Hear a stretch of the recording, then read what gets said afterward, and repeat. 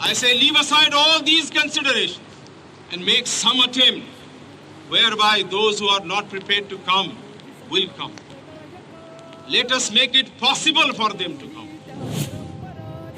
संविधान निर्माता बाबा साहेब अम्बेडकर हाशिए पर खड़े हर उस व्यक्ति की आवाज थे, हैं और रहेंगे जो विकास के झूठे दौर में पिछड़ गए हैं।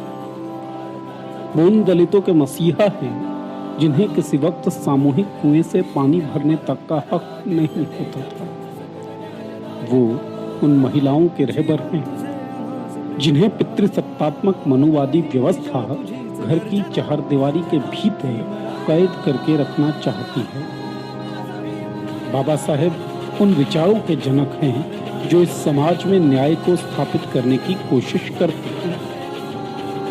आज के इस दौर में जब भीषण महामारी के बीच भी दलितों के हाथ का बना खाना खाने से इनकार कर दिया जाता है, जब महिलाओं की आजादी पर नेताओं के बयानों के जरिए पहरे लगाने की कोशिश की जाती है, जब समुदायों और जातियों के बीच विश्वास घट रहा है, जातीय और धार्मिक संघर्ष देश को कमजोर करने में लगा है, तब बाबा साहेब का ये कथन सुनना, समझना और उसे अपनाना जरूरी हो जाता है। Let us leave aside slogans. Let us leave aside words which frighten people.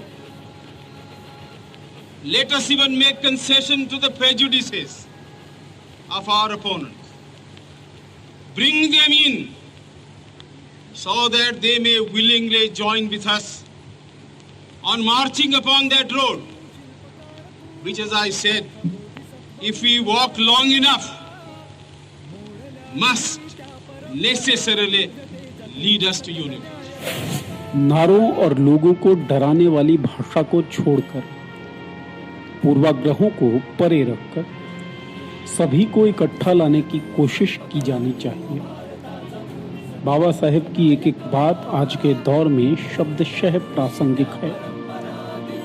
जिस तरीके से पिछले कुछ सालों में व्यक्ति पूजा के भाव राजनीति में स्थापित हो गए हैं और गुलाम मानसिकता भक्ति का रूप लेकर आलोचनाओं की हत्या कर रही है, हमें बाबा साहेब का ये कथन याद करना होगा।